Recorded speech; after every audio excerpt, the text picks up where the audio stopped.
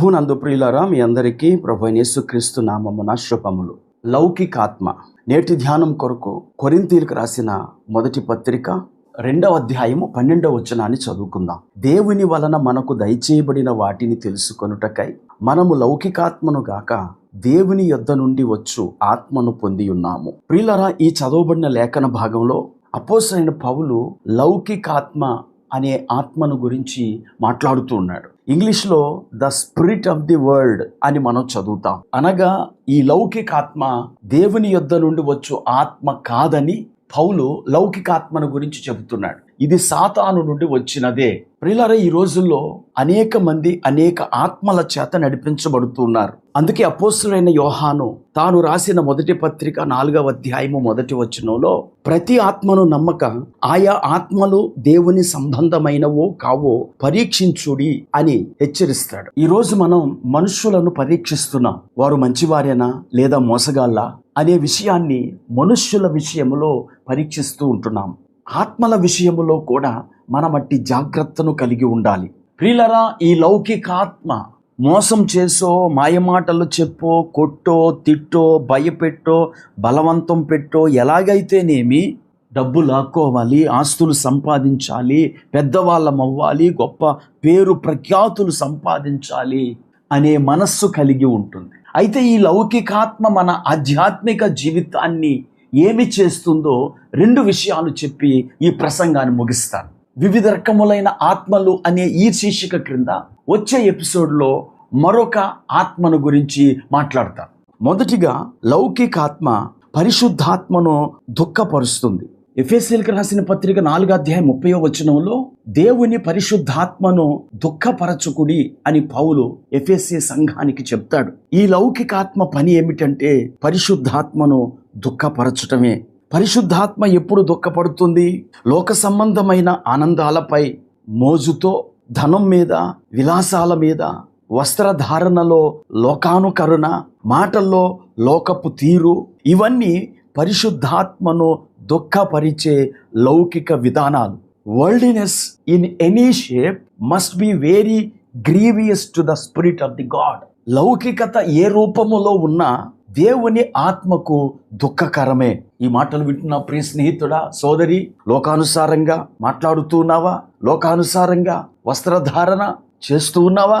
లోకానుసారమైన ఆనందాల్లో మునిగి తేలుతున్నావా?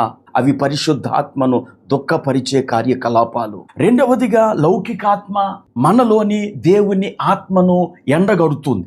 దేవుని ఆత్మ జీవజలానికి పోల్చబడింది. ఈ లౌకికాత్మ అనేది సౌత్ విండ్ లాంటిది. Worldliness is a south wind which soon brings a parching condition upon the spirits of men. ప్రియులారా, మనము ఈ లోకపు ప్రమాణాలను, విధి విధానాలను అనుసరిస్తే మన ఆధ్యాత్మిక జీవితం ఎండిపోతుంది. అనేకులలో ఈ లౌకికత వల్లనే క్రీస్తు వల్ల ఎదురయ్యే శ్రమలకు వారు ఇష్టపడటం లేదు. ఎందుకంటే లౌకికత లోకపు సుఖాలనే ఎప్పుడు కోరుకుంటూ ఉంటది. ఆధ్యాత్మికతను ఎండగట్టుట ద్వారా మనలోని సహనాన్ని నశింపచేసి సుఖభోగముల కొరకైన ఉద్దేశాలతో జీవింపచేస్తుంది. ఒక ఉదాహరణ చెప్పి ఈ ప్రసంగాన్ని ముగిస్తాను. వచ్చే వీడియోలలో ఇంకా వివిధ రకములైన ఆత్మలను గురించి ధ్యానం చేద్దాం. యేసు ప్రభు వారు సిలువను గురించి మాట్లాడుతున్నప్పుడు అపోస్తలుడైన పేతురు యేసు ప్రభు వారు చేయి పట్టుకొని వారించాడు. పేతురు ఏమన్నాడో తెలుసా? ప్రభువా, అది నీకు దూరమగును గాక, అది నీకెన్నడూను కలుగుదని ఆయనను గద్దింపసాగెను.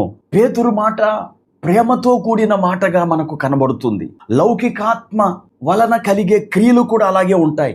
మనుషులకు ఇష్టంగా ఉంటాయి, అందరికీ ఆమోదయోగ్యముగా ఉంటాయి. లౌకికాత్మ వలన మాట్లాడుతున్న పేతురుతో ప్రభు ఏమన్నాడు చూడండి. మత్తయి సువార్త 16వ అధ్యాయము 23వ వచనం. అయితే ఆయన పేతురు వైపు తిరిగి, సాతానా, నా వెనుకకు పొమ్ము, నీవు నాకు అభ్యంతర కారణమై ఉన్నావు. నీవు మనుష్యుల సంగతులనే తలంచుచున్నావు గాని దేవుని సంగతులను తలంపకయున్నావని పేతురుతో చెప్పెను.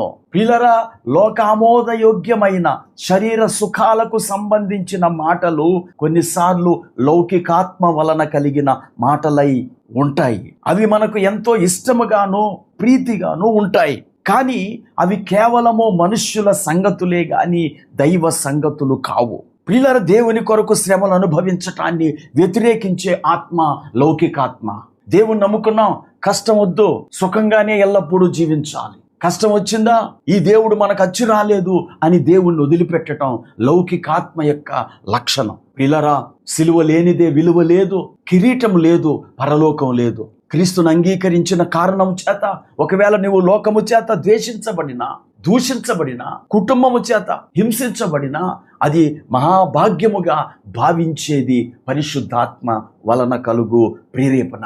అదే అలాంటి శ్రమలు కలిగినప్పుడు దేవునిపై ద్వేషాన్ని కలిగించేది లౌకికాత్మ యొక్క లక్షణము. ఈ మాటలు వింటున్న ప్రియ స్నేహితుడా, సోదరి, లౌకికాత్మకు చోటు ఇవ్వకండి. ప్రభు కొరకు కష్టమైన శ్రమైన అనుభవించి మన పరిశుద్ధతను కాపాడుకుంటూ ప్రభు రాజ్యములోనికి చేరుదాం. అట్టి కృపను దేవుడు మనకు దయచేయును గాక. ప్రార్థన చేసుకుందాం. కృపా కనికరము కలిగిన మా తండ్రి, నీకు వందనాలు. లౌకికాత్మను గురించి మీరు మాతో మాట్లాడారు. మా జీవితాల్లో లౌకికాత్మకు మేము చోటీయకుండా, మా ఆధ్యాత్మిక జీవితాలు ఎండిపోకుండా మమ్మల్ని మేము కాపాడుకొనుటకు ఎల్లప్పుడూ నీ వాక్యానుసారంగా జీవిస్తూ నేను సంతోషపరిచే కృపను గ్రహించు. యేసుక్రీస్తు నామమున ప్రార్థించి వేడుకుంటున్నాము. ఆమేన్.